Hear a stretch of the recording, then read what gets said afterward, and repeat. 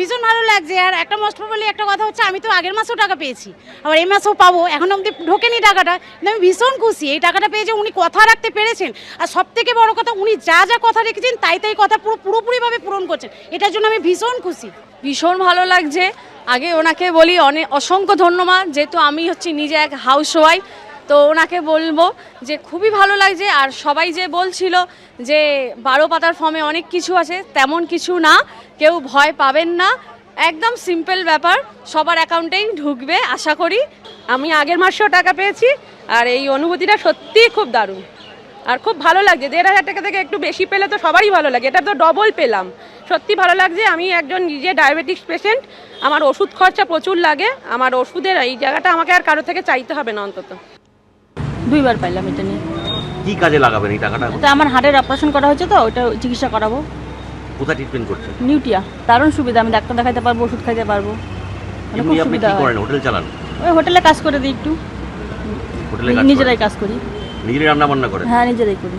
আগে পাইতাম 1500, এখন 3000 পাই, খুব খুশি। চিকিৎসা করাতে পারতেছি আমি, আচ্ছা, ওষুধ খাইতে পারতেছি। মাসে তাও 15,000 টাকার মতো লাগে। ওষুধ লাগে? তিনটা অপারেশন, তো তিনটা ইয়ে লাগানো, স্ট্যান্ড লাগানো। ধন্যবাদ জানাই ভারতবর্ষের যশস্বী প্রধানমন্ত্রী নরেন্দ্র মোদীজিকে। তিনি যে গ্যারেন্টি দিয়েছিলেন, সেই গ্যারেন্টির আজকে পূরণ করার দিকে আমরা রাজ্য সরকারের পক্ষ থেকে, মাতৃশক্তির পক্ষ থেকে ধন্যবাদ এবং প্রণাম জানাই। 1,60,00,000 আবেদনকারী ঝাড়াই বাছাই করে আমাদের সবকে পোর্টালে আপলোড করতে হয়েছে, এবং দেখতে হয় যাতে নিয়মের বাইরে কেউ না চলে যায়, কারণ এটা কোনো ব্যক্তি দলের টাকা নয়, এটা সরকারের টাকা। সরকারের টাকা উপযুক্ত প্রাপকরাই পাবেন, এটাই এই নীতিতেই আমরা বিশ্বাস করি।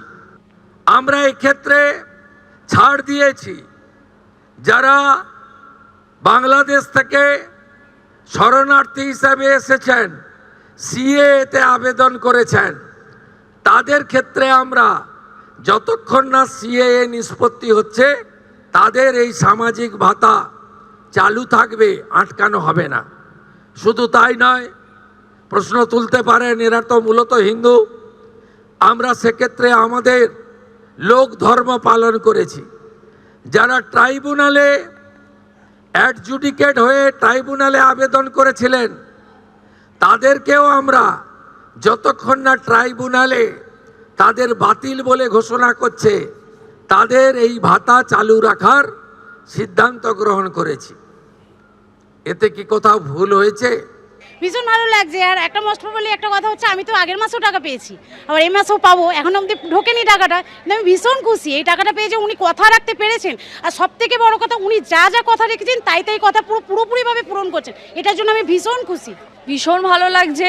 আগে ওনাকে বলি অসংখ্য ধন্যবাদ, যেহেতু আমি হচ্ছি নিজে এক হাউস ওয়াইফ, তো ওনাকে বলবো যে খুবই ভালো লাগছে। আর সবাই যে বলছিল যে 12 পাতার ফর্মে অনেক কিছু আছে, তেমন কিছু না, কেউ ভয় পাবেন না, একদম সিম্পল ব্যাপার, সবার অ্যাকাউন্টেই ঢুকবে আশা করি।